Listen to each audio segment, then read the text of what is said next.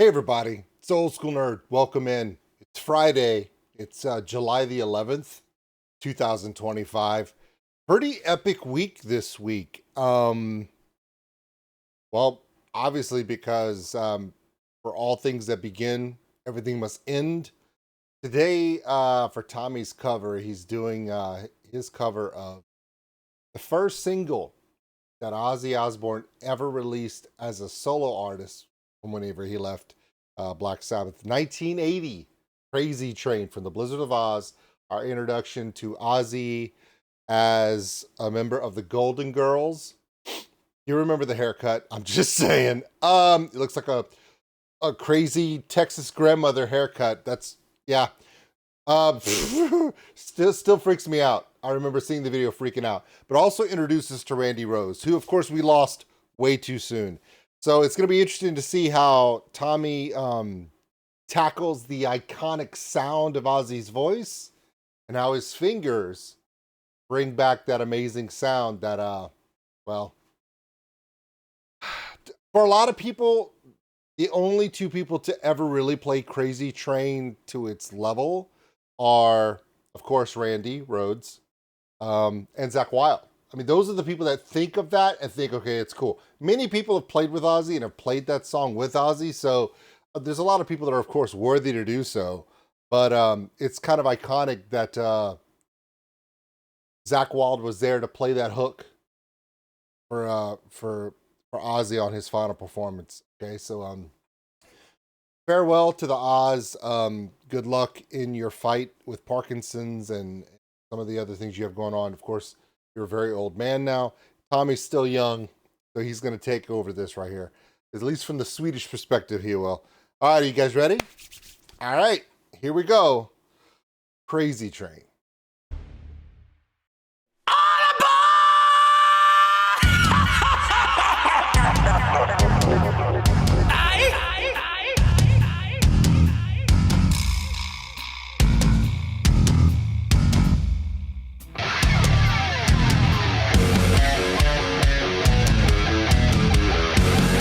Is this the new guitar? Is this the one that Tommy showed us on Instagram? I know Tommy has a new guitar. Is this the new one? It's really pretty. All white, like snow white, like completely like bright white with gold trim, inlays, knobs, taps, knobs, the bridge head. Pretty cool, man. Pickup is gold too? Nice. And it's got that Tommy V, that flying trapper keeper kind of 80s graphic that he has, but it's in gold. Yeah, at the base of the guitar. It's pretty cool. Also, you see Tommy playing the bass on the video. I checked the credits already. Somebody played the bass in the song, but Tommy did play the drums.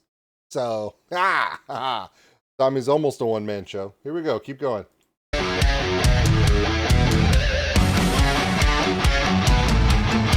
The power ensemble with the strings.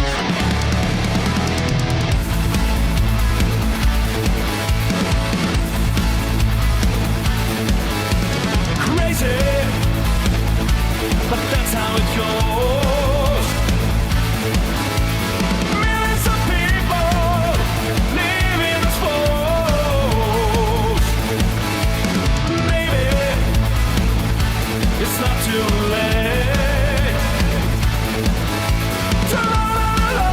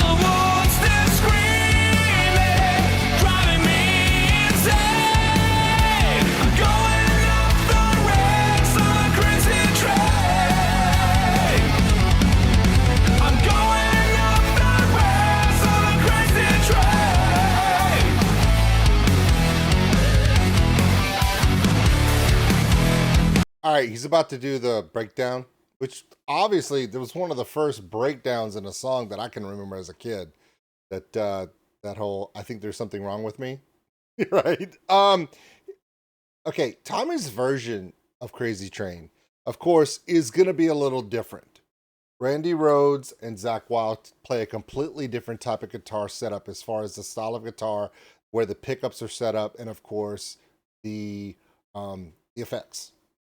I do love Tommy's version here because he has a lot of clean tones I can actually watch, which is awesome, and hear all the different chording and tags. It's Crazy Train, other than that chord progression up and down on that hook, that's iconic, obviously. But I have seen both Zakk Wylde and Randy Rhoads play two different forms where they stay in that chord progression up and down for the verse and chorus. But between the renditions, because you have in the count of the measure, you have that chord progression, but there's a small area before it rounds back into that chord progression again, where a guitarist is allowed to put a little bit of tag. I don't know how many notes is in there or how many counts is in there, but you've seen Randy Rhoads do the pull down, the boo, or that little da-da-da-da-da, or you can have, depending upon the guitarist, they can put a fill in there between the chord progressions. Tommy's doing his own. Some of the ones Tommy's doing are ones that we've seen other artists do, including Randy and Zakk. Tommy is also doing some of his own. And he's used the whammy bar a little bit, right? So every guitarist's rendition of this song will be based upon the fills that they like to do. It's the same thing with drummers. You can have drummers play the same song, but when there's a spot in the count that allows them to have a fill, John Bonham is going to do something that Neil Peart's going to do different, that Danny Carey's going to do different, that Tommy would do different, right? Same thing with guitarists. So this allows Tommy to pay homage to the original while still putting in as many of the iconic fills brought to us throughout time from the great guitarists that have played this song, and then his own. From a musician standpoint, if I was playing drums to this, to watch Tommy do that chord progression and stay in the groove of the pocket of the rhythm is great. But then as a drummer or as a bass player, you would love to get to watch the guitarist to see, I wonder what fill he's going to throw in here now. You don't know. But what we do know is whatever stitch pattern is on the cuff of his jacket is driving me crazy right now.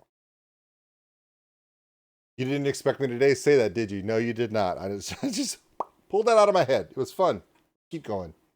I know that things are going wrong for me. You gotta listen to my word.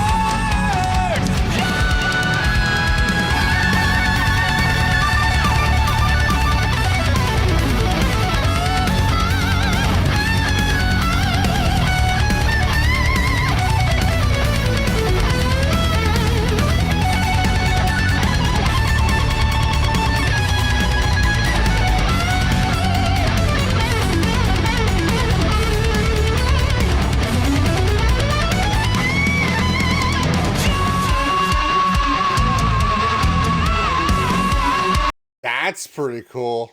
That's kind of something that's a different style, that this little tag in that he's going back into. For the guitar solo, I do want to mention this. There were two guys that in the 80s really changed what we think of in what's possible in a guitar solo. Guitar solos have been around for as long as there's been guitars. Even, and not just electric guitars, but acoustic guitars in different forms of music.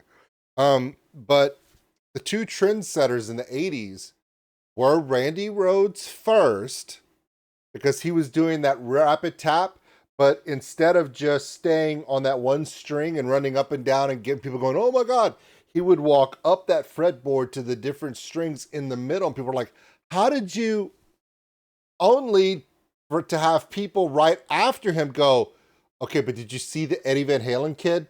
Holy crap.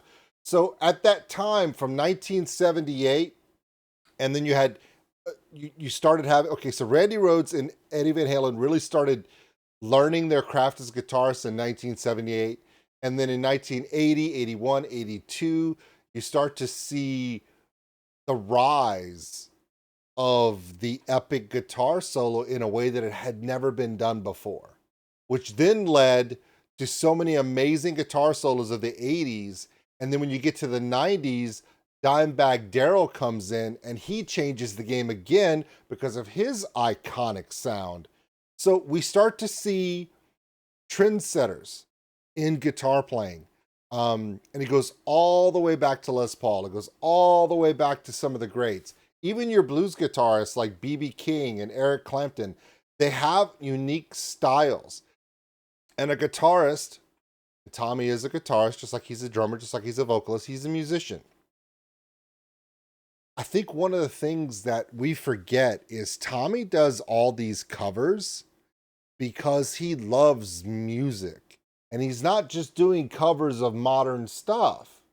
He does covers that existed before he was even alive. Why? Because he realizes that all the music before him is what creates the music that he loves now. It's kind of cool when you think about it, that guitarists now that really love their craft, when we think about it, we think of that Gary Moore is obviously one of Tommy's biggest influences in guitar playing. Rightfully so, great guy. But I wonder who else Tommy has looked at and went, wow. And I mean, if Tommy goes back, that's what I would want to ask Tommy. I mean, we know the ones that you like. Are there particular guitarists from way back that when you listen to them or you look at them, like a Jimmy Page or a Jimi Hendrix, a lot of Jimmys, Eddie Van Halen, Randy Rhoads, what were the ones that when you first saw them, you were like, I have to learn how to do that? That would be the question for Tommy this week. Tommy, if you're watching this right now, and you may not, I don't know, you're busy. A lot of stuff going on with Majestica. We know about a lot of the guitarists that you emulate, guitarists that have inspired you. What's one from way back in the day that we may not realize you absolutely love? A guitarist that when you first heard their song, you went and saw an old video of them and you were like, holy crap. Okay, he did or she did what? How did she? And then you had to learn it. There had to be that moment.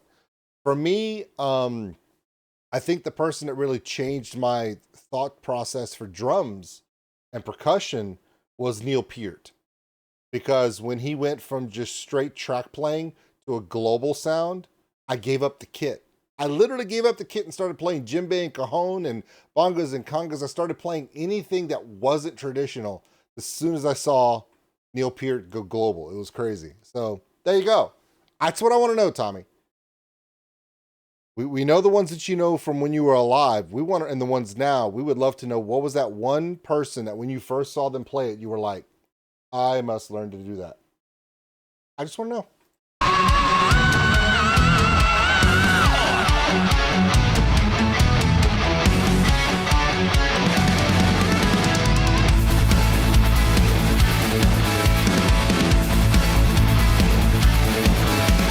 Let's have a cold war. That's what we become. Inheriting troubles. I'm mentally numb.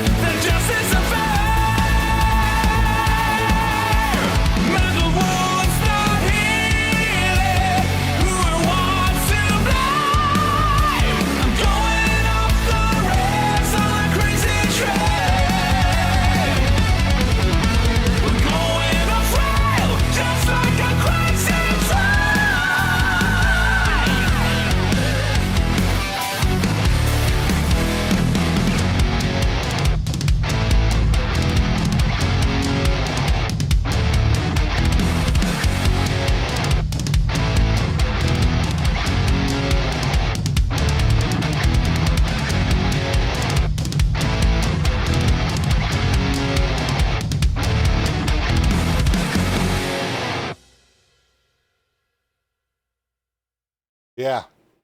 Thank you, Ozzy, for all your music.